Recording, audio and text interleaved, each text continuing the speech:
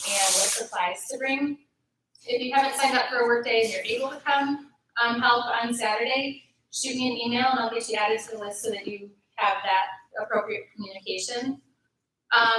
And then anybody who has not been able to join us for one of these Saturday work days, we could use about 20-25 students to help hand out some postcards on June 13th after each of the services at each of our campuses.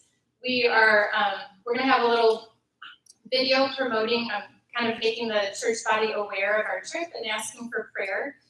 So we want to follow that up with several of you guys in the lobby of each of the campuses after the services, handing out a postcard that they can take home, just to keep the trip on their minds and remind them to pray for us. So I think that's all the announcements we have. If you guys have any more letters or anything to hand in to me, see me afterwards. And if you are available to help on June 13th, I'll follow up with an email, but see me or Tom or Gretchen at the end of the night and we'll get you on the list. Thanks. Woo! Awesome. Thanks again for being here tonight. Hopefully that was kind of a fun way to start. But now we're going to shift gears quite a bit. We've asked Pastor Sterling and Keenan Miller to come and share with us. They've been friends for a long time and have been having, they'll talk about this in detail, but we've had the chance to have a lot of different conversations about systemic racism. And we asked them to come and share with us since we're going to be going to the Twin Cities and experiencing just a lot of different cultures and a lot of things that we're not used to experiencing here at home in Geneva, St. Charles, Batavia. So Sterling, he's 6'5". He wanted me to make sure that I mentioned that as he was walking out. They're 6'6" from North Carolina. Yeah. And Keenan, we love him. He is a Cardinals fan, St. Louis kind. So yeah, there's not everything's great, but as these guys are coming up, let me just pray for us real quick, and then they'll come and share with us. And I just want to encourage you guys.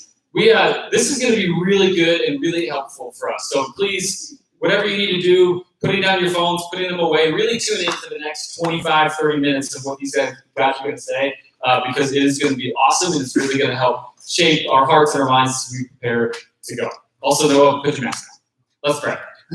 Jesus, thanks for today. God, just thanks for the opportunity to be together, to have nice weather, to play, to have fun, to get to know each other a little bit better.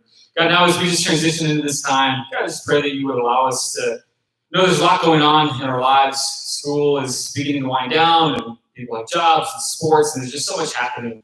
God, I just pray that you would allow us to kind of put all that stuff aside and really just focus in and tune our hearts into what it is that you have to say to each of us as individuals and to us collectively as a team. God, I just thank you for Sterling and Keenan and just for the friendship that they've had over the years and just the opportunity that they have to come and share. God, I just pray that it would bless us and bless our team and bless those who we go to serve. Pray all these things in Jesus' name. Amen. Amen. Well, thank you guys for having us tonight. As Tom said, so Keenan and his wife, Diet, have attended the Mill Creek campus, and before that, actually Worship Cafe for, I don't know, five something years. Yeah, for a while. So I've known Keenan and Diet. They have 3 little boys. My older girls babysit for them. So, and in addition to that, we're neighbors. We live like 2 blocks away from each other, so we can walk to our houses, and we're excited that you guys are going to be able to have this experience up in the Twin Cities. There's incredible churches up there. They're doing amazing things, amazing work. And yet I think probably all of you are aware that this is also, the Twin Cities has also been somewhat of an epicenter of some racial awakening that has happened in our country since the death of George Floyd. In fact, it was when George Floyd was murdered that Keenan and I would say, as Tom said, we've been friends for years. Our conversation went to a different level.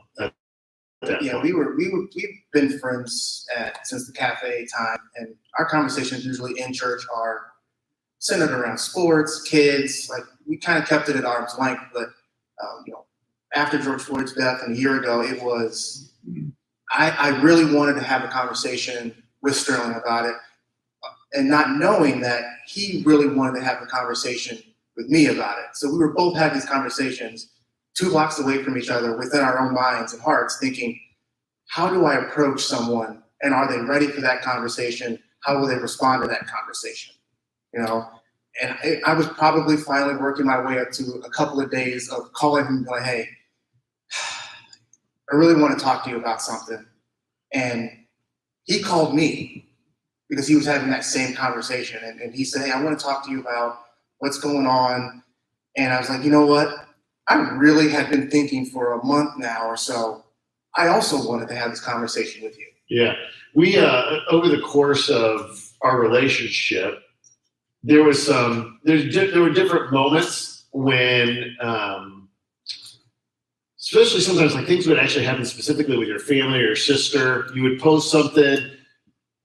I would check in kind of like, hey, how you doing? We kept it like kind of at a safe, Yes. at a safe sort of level of Yes, we didn't want to wreck our friendships is what we thought would happen. right. Or what we feared, like one of the things I think both of us have discovered over the last year is that fear can really inhibit important conversations. But relationships are worth the risk, right? It's genuine. I wanted to really care for my friend. He really wanted to have a conversation about important things that were happening in his life, things that he and his family were feeling with his pastor. And both of us were kind of like, is this a safe space to be able Or the right to time. do this? Or the right time. Yeah. So there's a couple things that I would say we discovered maybe in that process about how to approach some of these conversations. That I'll tell you again, we aren't sitting up here as like experts in racial relationships and Not dealing. by far. Yeah. I can tell you, I am learning new things every day. It's not something where one person has all of the answers. None of us do. But collectively, we could come up with solutions. But it takes time, and it takes grace on everyone's part. Yeah. That was one of the conversations we had. I don't know if any of you guys have seen the videos my wife and I did with Sterling and Sherry about uncomfortable conversations. And they're uncomfortable to hear and to listen, to ask those questions. I know Sterling had long, when we were talking, he was like, if I say anything that's out of line or uncomfortable or incorrect, like, correct, can you help me? Like, and that's the part of the grace that you have to have, is that you have to be able to be humble, to be able to sit back and say, we've all learned and been taught things over a lifetime that aren't correct. And we have to unlearn a lot of those things, and there's going to be stumbles along the way. But as someone, as you talk to someone, if someone talks to you, you have to be able to sit back and say, hey, you have to have the grace to say, hey, that may not be right, but that's how we learn. I talk to my son all the time about, like, you're going to get things wrong, and you have to be able to take that criticism or take that. If you're doing something wrong, someone should say, hey, that's wrong. Let's correct that. When you know better, you have to do that. Yeah, I think that one of the things that for us as we started our conversation together, and really it's Keenan and I are up here sharing. It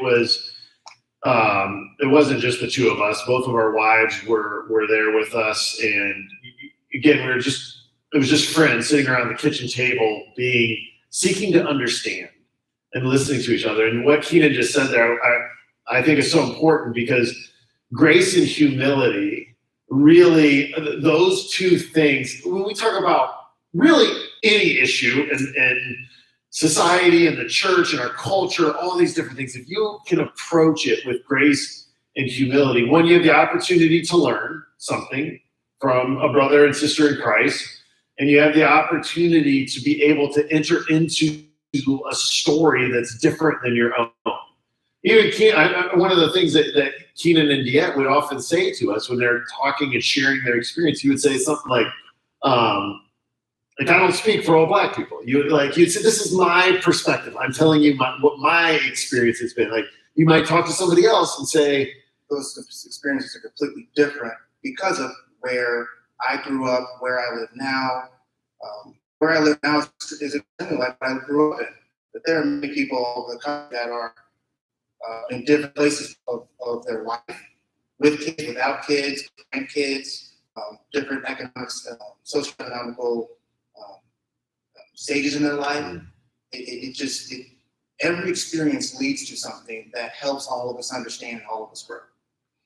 I think one of the things that's encouraging for us to be here with you guys this evening is that when we started to talk a year ago, what we felt like we hoped for in that was an opportunity to keep the conversation going, meaning that we didn't just want to sit around the kitchen table and that kind of be the end of it. We didn't want to just film some videos and that kind of be the end of it. We wanted to look for ways to be like, how do we keep this? How do we seek to continue to understand? How do we keep sharing perspective, learning from each other? In fact, at this point in time, Keenan and I talk probably At least once a week. Yeah. And it's not always about racial things. Like No. we could be talking about woodworking, we could be talking about sports. He came over with a couple other guys that we did a group kind of study with, and they helped me build a small hockey rink in my basement. Like He has a hockey rink in his Yeah. basement. Yeah. yeah, so it's just like having this conversation has actually allowed us to grow our relationship and grow closer together. So it's the fear that may be holding you back from asking these conversations or talking to someone about this. I can tell you, we have gotten so much more out of having these conversations and our families and knowing, like you said, like his daughters babysit our kids when my wife and I want to go out somewhere, and my kids love his daughters, you know. So that is what these kinds of conversations, and they are uncomfortable to start and to have in the beginning, but it gets better. But knowing that you are growing really, really helps you keep progressing. Yeah. So one of the things that when Keenan and I started to talk was, so in my experience, when I was in high school, my family moved into a neighborhood in Dayton, Ohio, which most of you don't think of Dayton, Ohio as like inner city, but whatever inner city portion of Dayton, Ohio has, that's where I moved into. It's called the Five Oaks neighborhood. It was a racially diverse neighborhood, about 50-50. So I kind of come into that from a majority culture point of view. I think I've got this background, this experience. And so, and maybe you can relate to this, but you kind of can look at sort of the history of racism and think, well, isn't that like a thing of the past? Didn't we sort of, Solve all of those things. Like yeah. the face of racism historically in our history books, it's pretty obvious. It's easy to spot. There were some subtle forms of it, like when you talk about, slavery, when you talk about the Civil War. Then you get into after the Civil War with Jim Crow laws, where things become more subtle when you talk about Fugitive Slave Acts, the peonage system, government agreements that were not honored. There are things that just happened that were more subtle. So those things lead into, like you guys, Tom and Gretchen were talking about where you guys will be staying when you're up there is much like Geneva, right? Whereas a couple blocks away, it drastically changes. We did a group in a study where they talked about why that is. It's called redlining. And the more you get into those things, you understand why when you cross the street, it could be amazing on one side and completely different on the other. And then you get into the origins of how suburbs were made. Like there's a lot of different things that are very subtle. You get into, you guys hear about Dr. King and then the civil rights movements. Have any of you guys heard of Dr. King's letter from a Birmingham jail? Has anybody read it? A few of you? So we did a study in a group over the winter, and do you know why he did that? I didn't know either until probably 6 months ago. And it was a response from a group, I think it was a half a dozen pastors from churches that were asking Dr. King and a bunch of other civil rights activists to tamper down what they're doing, like trying to bring the civil rights movement down and to just wait and hold on. Whereas those are more of the subtle forms of suppression where you try to suppress the voices of someone who's asking for help. Yeah, I think that, so for me, you know, from one of the things that talking about this is like, you can think about all these really overt, like for most of us, I hope that your experience or sense of like what racism looks like and thinking about like an overt ideology that says this person who has a different skin color than myself or a different ethnicity than myself is of less value and worth than I am. I hope that for most of you, any of us would look at that and say, you know what, that's not right. And again, we start talking about this as Christians, right? We could say that is actually antithetical to what the Bible teaches us about what it means to be made in the image of God and to see another human being as a full image bearer of God, deserving all the rights and dignities and value and worth. So that's, from a theological perspective, that's where all that comes from. But then when you start to understand, again, whether it's historically or just experientially, some ways that like racism presents itself in subtle and, like you said, sort of subversive, different ways that maybe, again, from a white perspective, living in the suburbs and all that sort of stuff, I was blind to, like I was unaware of, I didn't see or understand or think about. And I'm learning to enter into a brother's experience, to hear his, and I say that like brother in Christ. Enter into my friend's experience and say, one of the things that we talked about was, as I mentioned, I'm raising 3 daughters, 3 white daughters. He's raising 3 black sons. Yeah. And we talked about like, what are the things that I have to teach my kids about life and society and culture and things I want to protect them from as young women and that sort of thing. But also things that never crossed my mind that you have to teach your boys about because we're of a different race. And I will also say that I grew up in West St. Louis County, which was much like Geneva and St. Charles and Batavia. So I have always grown up in an area just like this. I'm raising my boys in an area just like this. And my wife grew up in a very rural town in mid-Missouri. So this is not something that is foreign to us, where we have to figure out for our family. Yeah. One of the things that Keenan told me, because again, like I said, we live 2 blocks away from each other. And he talked about how when his boys are out playing, and he's really not, correct me if I'm wrong here, he said it in a way where it's like, you're not worried about the neighbors specifically. You're worried about driving through, but he's like, he teaches them to come home from school a different way or to not build a routine, because you're thinking, I don't want somebody to see my sons and just think they can take an opportunity to do something. Right. So these are the things that I, as a father, would be concerned about for my boys. But I am lucky that I live in a great neighborhood where everybody knows my boys, and they would help and protect. And there's several people that have actually, taken care of them when I had something I had to go do that. They had to stop, or they fell off their bike or something. They were learning how to ride a bike, and they got a scratch that they thought they needed an amputation. So, and right, you get the kind of like how the mindset. Again, like we could be talking about these in subtle ways, but you start to enter into somebody else's experience and your story, and you think, man, that never has to cross my mind. One of the conversations that we had multiple times has revolved around the topic of systemic racism.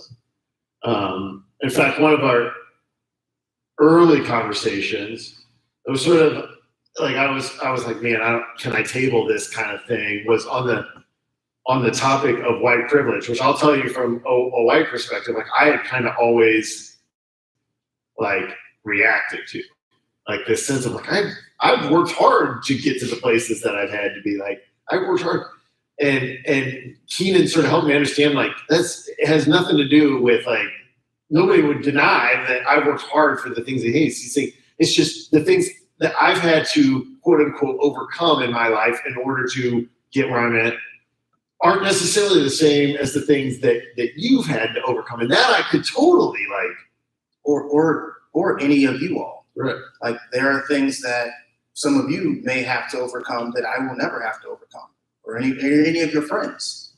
Like, so there are many different ways that systemic racism is a part of our world, our culture, and we just cannot turn a blind eye to those things anymore.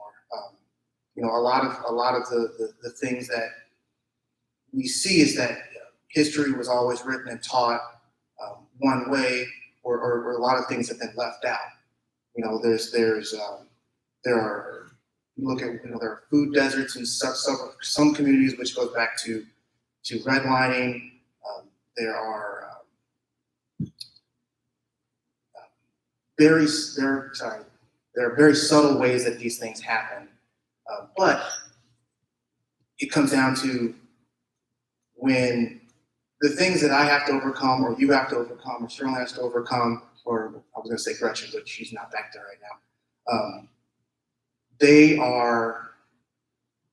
happen to us, but we have to have. I lost my place. I'm sorry. No, that's all right. Because when we talk about the idea of systemic racism, one something to think about, right? Like who builds systems? People do, right? People build systems. So all the sin that I can carry as a person, and that's a lot, can carry into the systems that I have influence in building. So it's like sometimes we think about like a system is just a system, but that's not necessarily the case. A system was built by people, right? And we are not perfect. I tell my sons all the time, like they make mistakes. Like it's okay to make mistakes. We're not perfect, and I always ask them. One of my sons already knows this, but I asked my other son, who was perfect? And my other son immediately says, Jesus. Like, you're right. He's the only perfect person. We are not. We are going to make mistakes. But each one of us has to have the humility and the grace to take those things and learn from them. Yeah. So Keenan mentioned that he and I were in a study together over the last years called Be the Bridge. And a lot of really in-depth and hard at times. I mean, was more than one evening that involved tears and just learning from each other. But one of the things that came up in that, I think it was a Timothy Keller video, he's talking about sometimes systemic things aren't even intentional. Meaning that sometimes it's not, there was some evil mastermind behind the scenes actively working to separate this person from this person. Sometimes you recognize it after the fact and say, you know what, we can do better. He told the story of like a family that owned a car dealership, and they were looking at the different ways, the prices that different people paid for the cars. And what they discovered is that the people paying the highest price for the cars, for whatever reason, just because they didn't feel as comfortable with negotiation or whatever, were single minority women. And so in some ways, like the fact that I could get a lower price in a car because I might come in there and haggle and do whatever and talk them down, somebody else was paying a higher price, and that's kind of how they were making their bottom line. And nobody designed that system to be that way in that car dealership. They weren't like, hey, we're going to take advantage of this group of people. But what they did was they discovered it. And once they discovered it, they said, we need to do something about this. And so they created, instead, they said, this is kind of a final price system. It applies to a white male or an African-American woman, just the same across the board, because we looked at something, we saw something and said, you know what, we can do better than this. Which I think that's one of the conversations that we have to continue to have as followers of Jesus, as a church, as the body, is like looking at things and saying, man, that seems to affect this group of people differently than this group of people. And is there a way that we can do better? We can make it right.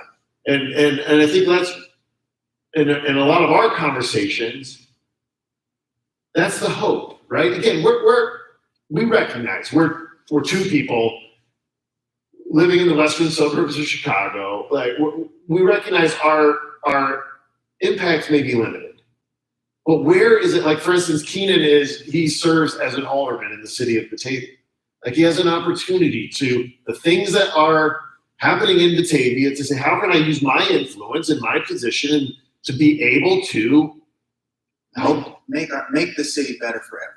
Yeah. Is really what it is.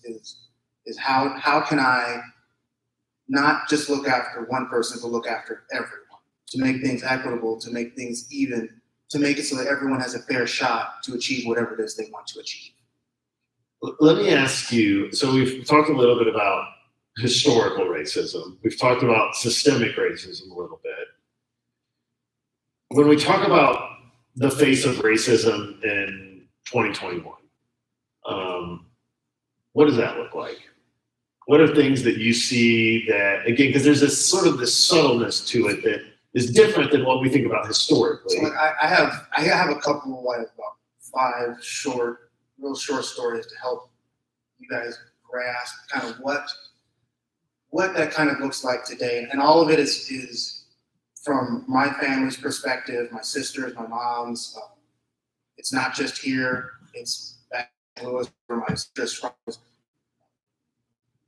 First of all, me as an alderman, there are always laws that were created a long time ago that we're always trying to change. So there are always laws that need to be changed because they weren't designed, written, or even the voices of a bunch of other people where the input was put in while we wrote those. So those are some of the things that you have to think about, is that sometimes laws are misused by citizens to cover for overt or unintentional racism or suppression. Some of that we've talked about is kind of can be used in housing, right? It's like certain laws that can be used in such a way that more or less to deny certain groups of people housing in different areas just because they weren't welcomed in those areas. Yeah. There was back in St. Louis, and I told him about this. My sister has actually experienced a lot of this over the last recent years. She's been jogging. Like, we grew up in Creve Coeur, Missouri, and she used to jog down the road like everybody else does. And she consistently got pulled over and questioned, and she's wearing like bright yellow, reflective, jogging vests and headphones, and she's been asked like, what are you doing?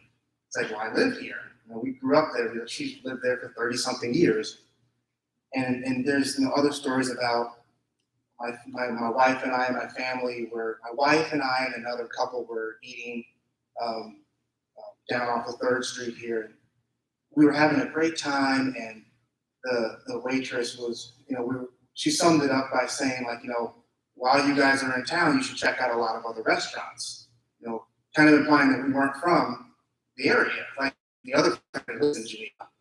We were like, well, we're kind of from here. So when those are some of that is more of the unintentional, the things that you're not thinking about that happen.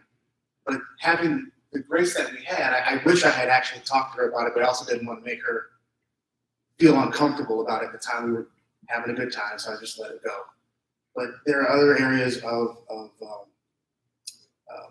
tell the story about the family moving from Australia. Yeah. So one of my wife's coworkers was from Australia.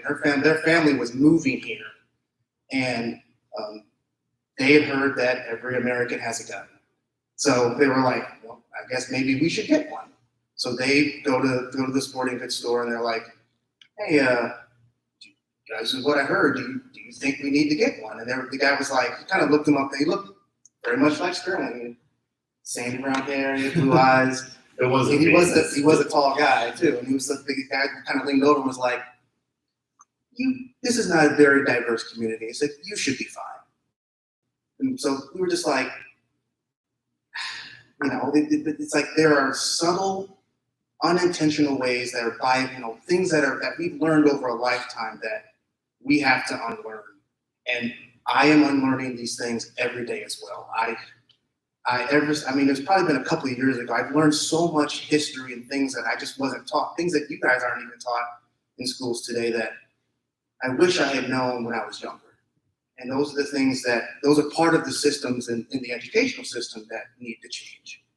But how do we respond to the reality of systemic racism is really what it is. Like, the things that happened. None of you guys were a part of those things. The adults in this room, we weren't around when those things were put into place, right? But we have a responsibility to try and make those things better, because we are all created in the image of God. That all of us deserve the best that we can have, right? So how many of you guys have heard over your lifetime the phrase having a seat at the table? Okay? And what does it mean and why is it important, right? So going back to our videos that Sterling and I did with our wives, right? They literally gave us a seat at their table. We were in their house, in their kitchen, having a conversation. We were welcomed and included. They listened to our voices. We even had a conversation after that, out by his pool, like a couple of weeks later, about what we can do within our own church to have these conversations with more of us. Yeah. You know, which those things led to us getting together with the Be the Bridge group, where we talked about systemic racism, racial inequity, and it's all ethnicities. I don't want you guys to sit there and think that it's just African Americans. It's all of us, right? So that allowed us to connect with other members of our church. We were in a family's garage throughout winter, so we had on coats and hats. It was Closed the garage COVID in door. winter. Yeah, it was about Yeah. 10 or 12 weeks we got together for almost 2 hours. Yeah, at least, yeah. It was a lot of babysitting Monday too. And it was very eye-opening. It was like I said, there are things that I was even open to that I had no idea. And knowing those things now is really galvanized me to try and do better, to spread more of the message of all of us being together and all of us being following the light of Christ. Yeah. I think as we wrap up here, two quick things. One of the things that Keenan says to me all the time when we start, when you have these conversations, one of the things that you'll experience is you get overwhelmed, because sometimes you see a problem and it seems this is much larger. Just massive. Yeah, than what we're going to be able to do anything about. And one of the things that Keenan repeatedly says to me is like, hey, he says, love thy neighbor. Like he goes back to the words of Jesus. Like when we live that out. I try and have the conversation. I try and always talk about it is very complicated. When you look at these things, it is very complicated and daunting to think, how am I going to solve these issues? And it's very complicated, and it's also simple at the same time. I was telling it always goes back to the first 2 commandments of honoring God and loving people. And by honoring God, you love people. If you love people, you honor God. Mm-hmm. A lot of it can be summed up there, but also there's a lot of other complications as well. But the best thing to do is to start there. Ground yourself in that. You ground yourself in those 2 things, it makes all the other things a lot easier to handle as you move forward. Yeah. And then for these students that you guys, while you're in the Twin Cities, you might, from what I understand, Tom's talked about, there can be neighborhoods that have strong ethnic backgrounds, like a Somali neighborhood or just racially diverse neighborhood. I think you guys might see the George Floyd Memorial and some different things that you might have an opportunity to take in. As they're going into a community that might look or have background different than their own, what's some advice that you would give how to enter into that, how to approach that? So thinking about, as you guys leave today and as you do some more training until you get there, thinking about where your blind spots are. I have them as well, all the time. I am constantly trying to open up my blind spots as well. So I challenge you guys to be very open and honest with yourselves. Have an uncomfortable look within yourself. That's how you start the conflict. That's how we started ours. I had to say, hey, do I want to take this step? Do I have some things? He said the same thing. But knowing that what's been happening, there are people that want to help. We have people all the time within our church that ask us questions, that want to talk to us, that want to do something, that want to get engaged. And I realize that some of you may be fully engaged, some of you may be part of the way there, some of you may not even be there at all. But wherever you guys are on the journey of this change, you have to extend grace. You have to meet your peers where they are, okay? So whether you are fully engaged, part of the way engaged, you may be a little bit afraid to get engaged. It's okay. Wherever you are on your journey is where you are, and people will meet you where you are. They will listen. You guys need to listen. You guys need to learn. Everyone needs to listen and learn to each other. You could not, if you take anything away from this evening, and obviously this is a 20-something minute conversation on a topic that is gigantic, and we understand we're not uncovering anything. We want you guys to see a little bit of the process that Keenan and I have been on over the last over a year, and hours and hours and hours, hundreds of thousands of hours of conversations and relationships, and like I said, tears, coffee, lots of coffee, and all of that. But if you guys can enter into space with people, to love them well, to come in with humility and grace, and to understand their story and their experience, right? Keenan says it all the time. It's like, it's on our t-shirts. It's for where you are. Like, meet people where they're at, and love them the same way that Jesus loves you. You do that, you represent the gospel in that way. God can use kind of that open heart, that open mind, not only to teach you some pretty incredible stuff. I have benefited tremendously from the fact that Keenan and I's relationship has gone to a different level. And not just like in terms of pastoral, but just as a friend. Friendship. Yes. Like, I know I can trust him. I know that he has my back. I know if I say something inadvertently that's offensive or that doesn't, he would come beside me and say, Sterling, I love you, but don't say it that way. Yeah, you heard it. Yes, don't say that. Yeah. Like, and I would receive that from him because I trust him. So if you guys can take that same approach, and I know, again, we're teeing up a much bigger conversation here, but humility, grace, listen to other people, and be ready to learn. There's so much more that God's going to do in his church and in this world to help look at things that are not meant to be a part of his kingdom and say, hey, we can do this better. We can do this differently. And it should be true here so that the world sees it and says, we want to be a part of that. We good, Tom? Yeah.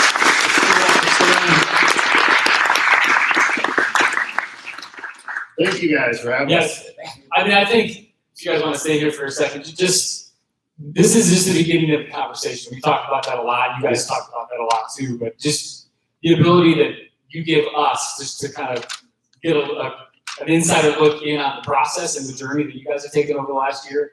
Guys, I hope you guys realize how awesome these two guys are and all the work and tears, lots of tears and lots of coffee. Lots of tears. They've had. So thank you so much for coming and sharing. And like we said, guys, this really is the beginning of the conversation. We're all in a different place on the journey.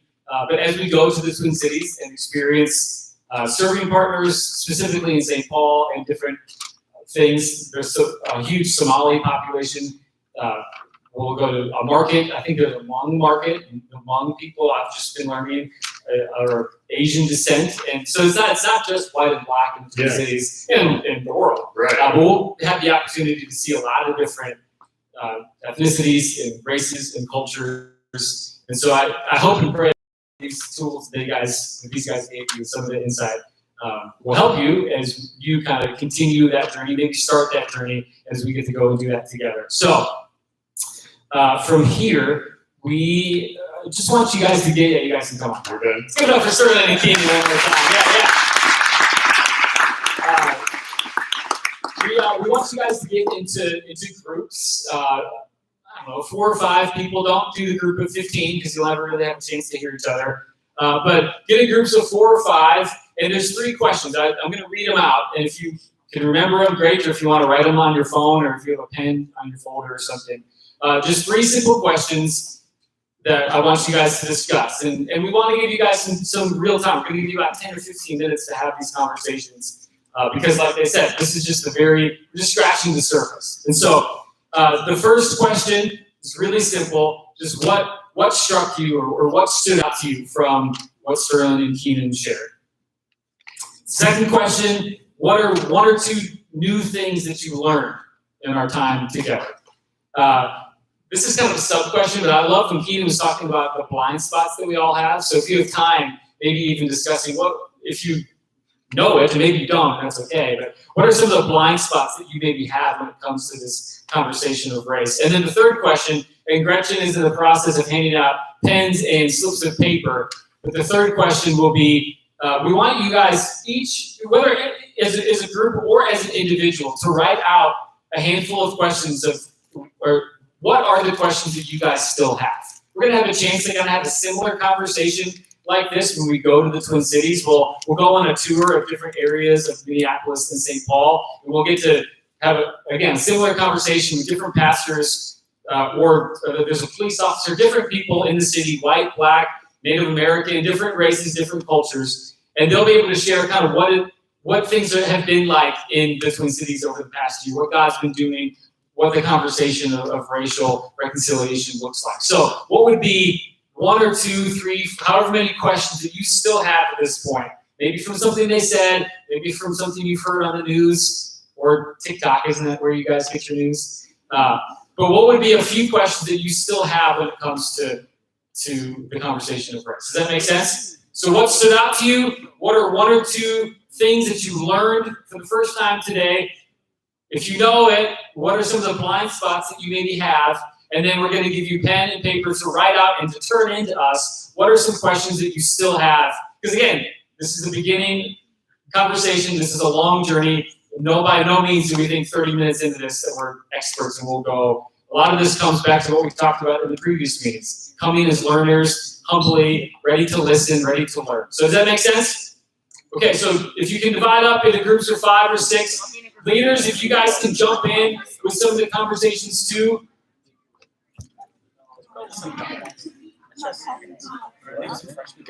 Hey, Jesse. Hey, Nick and Noah. Sorry. Come up here. That coffee was not decaf. No, but we're sisters though, yeah.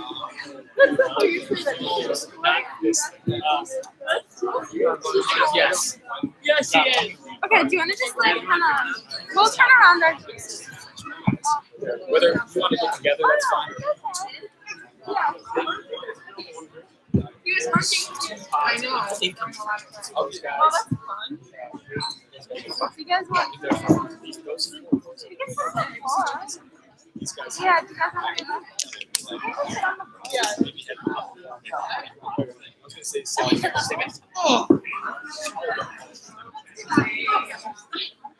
That's where you're. All right. I'm sorry.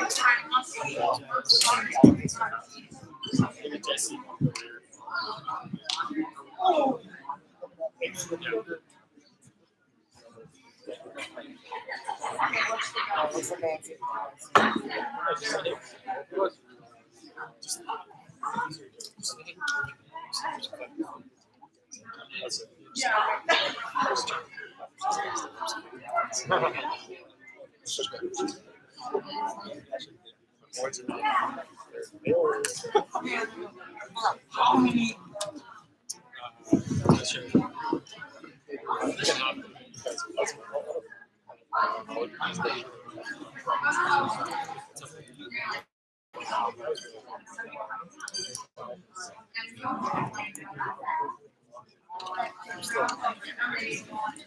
Hey, you guys are free to go. I'm gonna send you out. We're gonna come and talk about some details when we come back. Just a few basic things, but we're gonna let me think about this as I talk. Actually, if you just want to stay put for a little bit, you can think about the questions that we wrote. If you have to go, that's fine. Just going to kind of cover some basic logistics about the team dinner next month and some stuff like that. We're going to be in groups for about 10 more minutes, so feel free to think about it or go get a snack or whatever, and we'll come back in about 10 minutes or so.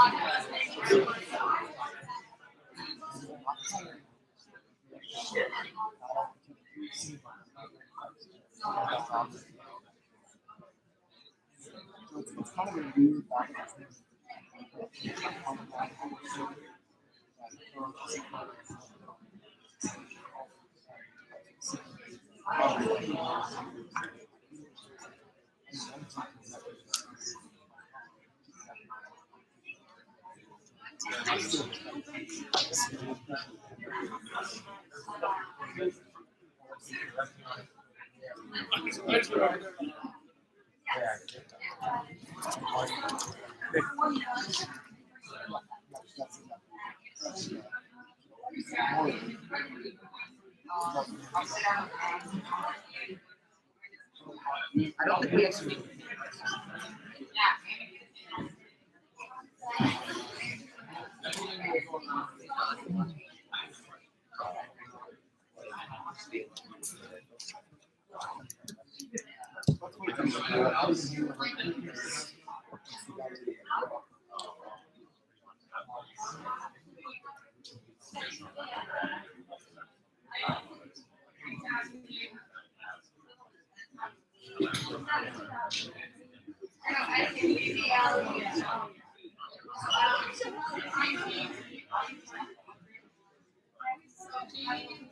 Thank you.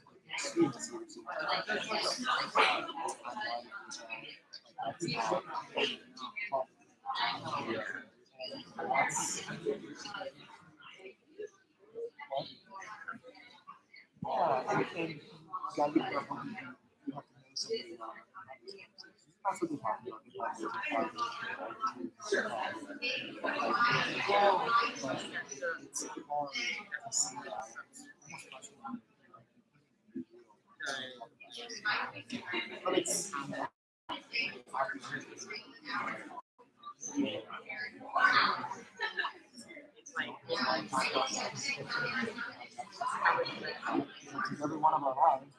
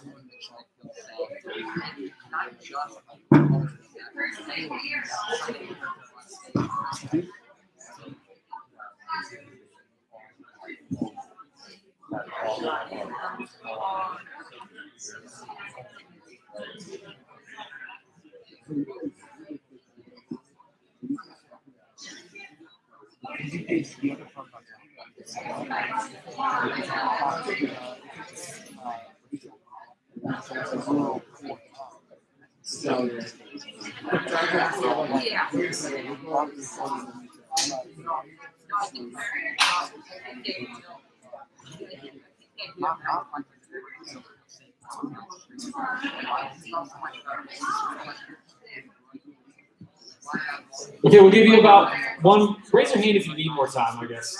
Cool. We'll give you another 90 seconds or so. If you don't need more time, then talk about something productive until we all come back.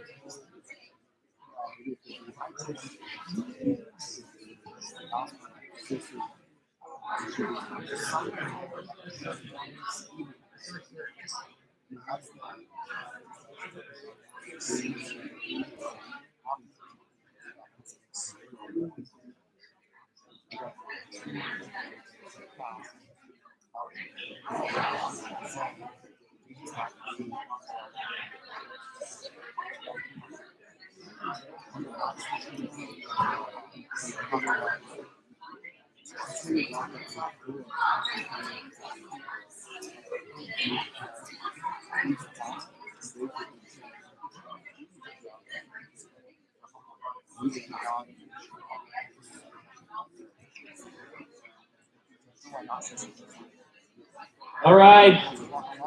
Hey, let's come back together for a few minutes. You guys can stay where you are. You can hear me fine. That's fine. But thanks for taking time to have those conversations. I hope they were helpful. Hey, before we start, if you have a question, everybody have a chance to write questions down on the papers. If you want to hand them to a leader, if you don't have a leader in your group, then find a leader that's somewhere near your group and hand it to them. So I don't know if you did it as individuals or as a group, either way, please give them to a leader, and then leaders, if you could collect them and give them all to Alyssa. Yeah! Oh, there goes your pen. Hey, and as we're doing that, I just want to go over just a few quick kind of updates, reminders, announcements. The first one, back to you leaders, it would be really helpful if you guys could. We didn't do a check-in attendance when we walked in, so if you guys could kind of write down the names of all the students that are in your group. Students help leaders with this, but if you could write down, first name, first initial, or whatever, and then just put those in an email to Beth as best as you can do that for us. That would be really helpful. Other announcements that I want to talk about. Oh, this is a question, sorry. A couple other quick things I want to talk about. First, our next and final meeting we have before we leave to go on the trip is on Sunday, June 13th. You'll be receiving emails about this. I'm actually sure you probably have already. But on Sunday, June 13th, that's a week before we leave, we're going to get together and kind of go over a few final things, talk more about the packing list, kind of some basic stuff like that. And then we're going to have dinner together, and hopefully the weather's nice, and we'll have a chance to kind of hang out and play some games that some of the other, hopefully senior students will help organize and lead. So June 13th, that's at 5:30 to 7, I believe, but we've had to do some changing of time, so just continue to check your email on that. But Sunday, June 13th, that is our final team meeting. So please make every effort you can to be there. Also, Beth talked about this, but if you didn't serve yesterday with Neighbor Project, hopefully you're signed up to serve next week. And if you're not available for either of those, we really encourage you, the June 13th stuff that Beth talked about, handing out postcards at each of our campuses after services, that would be really helpful. So if you are, again, interested and available on June 13th, sometime that morning, we need people at all 3 campuses, different times, but you can come up to me after this and I'll write your name down, or you can email Beth. She'll send an email about that, like she said. Just a couple other quick things.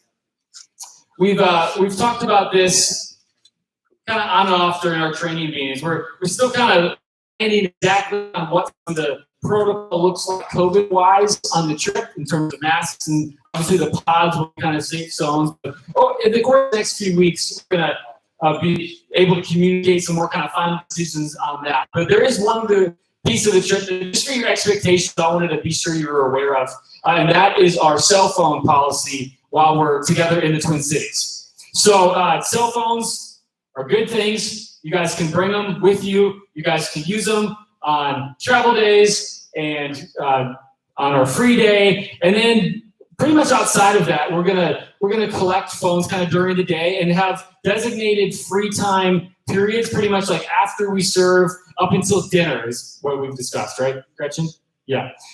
So we'll figure out exactly what that looks like, but we'll be collecting phones, putting them in a safe and secure place, leaving them at the church that we stay at, again, locked up in a room that will be safe and secure. But essentially, I know a lot of you guys have been on trips before, and a lot of you guys haven't been on trips before. But the heart behind that is there's just so much better opportunity that we believe we have without our phones to have a chance to connect with one another, even in the van, 15-minute drive to go serving, or while we're working together, while we're building relationships with people, when we're walking the streets in St. Paul, Minneapolis, even when we're at sessions back at the church or after sessions when we just have time to play games and have fun together. So much of our lives, I think you guys know this, is so consumed looking at our phones. And again, they're not bad things, in general, but we just believe for 6 or 7 days to have the chance to connect with each other and to connect with God. I think a lot of what we've seen on different trips, and a lot of those are international and things like that, but a lot of what we see is when we're away from these phones, when we're together, when we're focused on God,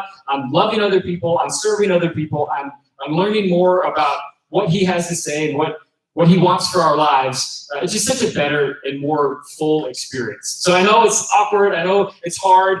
Leaders will always have their phones with them, not because they're rule breakers, but because we just want to make sure we can do everything we can to be safe and to have emergency contacts. We'll be communicating this stuff to your parents, just so that they're aware. Again, this is not new. We've done on most of these trips the past several years. We've had mission trips, so it's not new, but it's an opportunity, again, for us to still be safe, but also to really be able to connect with God and to connect with each other. So just wanted to kind of share that with you guys, to set your expectations, to kind of help you wrap your mind around that over the next few weeks before we go. Any questions on that? Yeah. Question, are we taking those vans there? Yeah, we're going to take 12 passenger vans is the plan. So in your pod, you'll kind of drive up in a van together, and that'll be your main form of transportation. How long is it? It's about 6 hours, give or take. Everything's slower with 100 people in 12 passenger vans, but it's about 6 hours. Any other just kind of basic overview questions of the trip real quick? I'm just gonna grab those sheets. Okay. Any other just kind of basic overview questions before we move on to the next thing? Yeah. Okay, yeah, so over the course of the next couple of weeks, we'll be seeing more communication again about the cell phone plan, about COVID stuff. We'll send an updated packing list again. We'll call on June 13th and discuss all those things again in more detail and have a chance to kind of hang out and get to know each other better. But yeah, if you don't have any other questions, I think that's all. Beth, Jen, anybody, and did I miss anything? Cool. Okay, so if you are on June 13th after services available to come to one of our campuses and pass out postcards, come to me afterwards. But first, just want you guys, in whatever your group is, just to take a few minutes to close in prayer. And then, yeah, again, if you want to come serve June 13th, come talk to me. If not, you guys are free to pray and then go. Sound good? And leaders, if you can help with attendance, that would be awesome. That'd be awesome. Cool. Pray it up. Talk to Beth. Just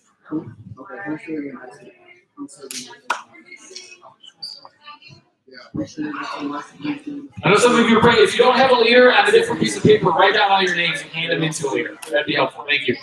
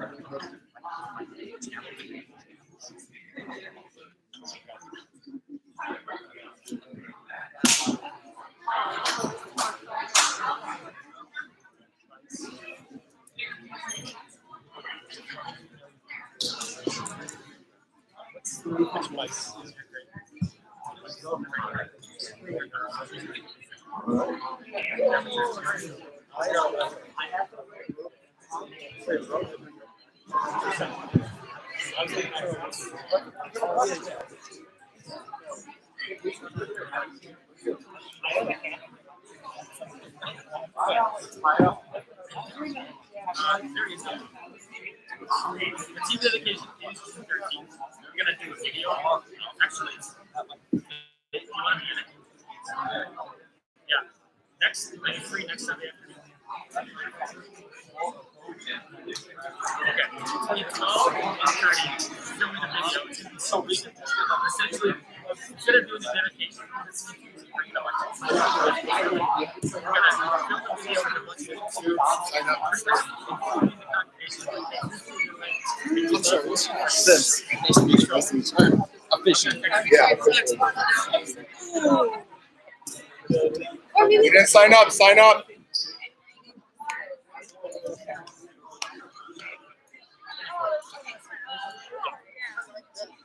Oh, that's So do you want me to help this from?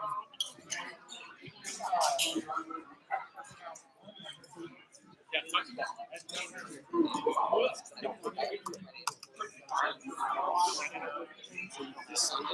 I don't know what Sunday it is. I don't remember. I don't know.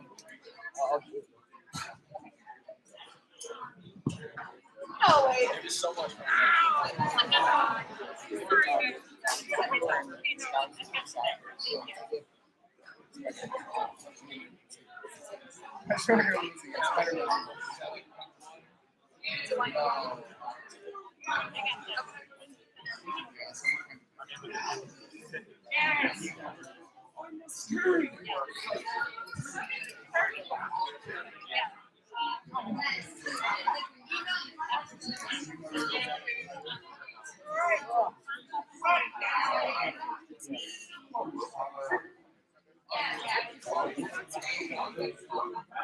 Oh my god, my boy.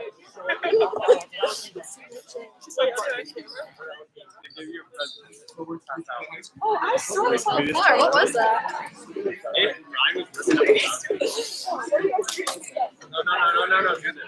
No.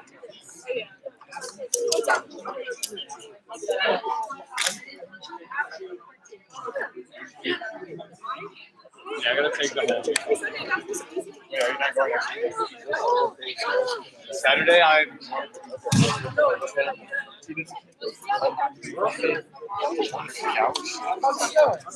Well, 12 to 3 p.m. 12 to 3 is 3 hours. Yeah. Because I'm not doing no. I'm not. It's a different type of shit. It's still 3 hours. Oh, they You can go. You dance. She danced with me. The video. She danced with me, bro. What was that? She literally was dancing with me. I was like, no, I don't want to dance. And she kept walking around me. Yeah. Show me the video. Steve Miller and just say everyone's like Steve Miller. Oh, I've never heard them on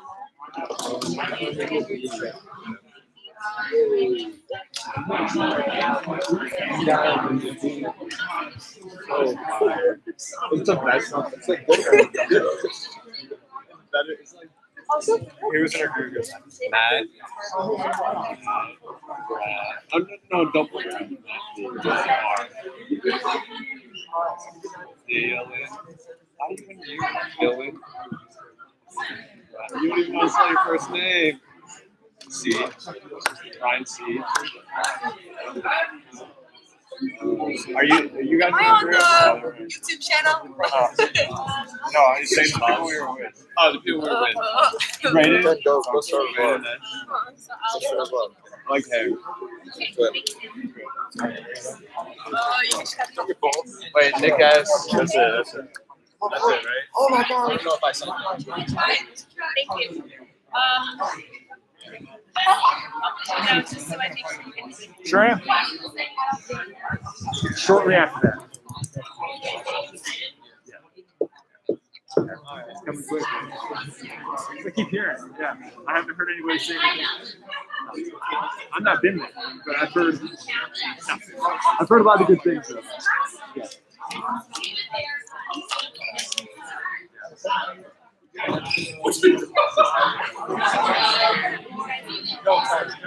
No, you don't know. You don't know. Stop.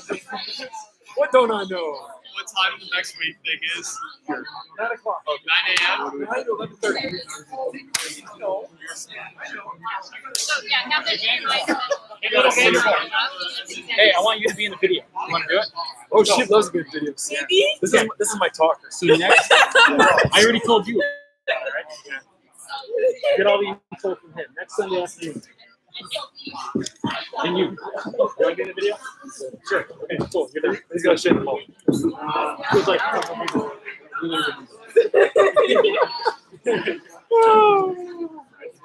then will you charge me? Video? You just can't be nervous. Just talk. Okay, I can film a video. I just can't talk in person. Well, yeah, I can do that, but I can't talk into like actual people. I don't have.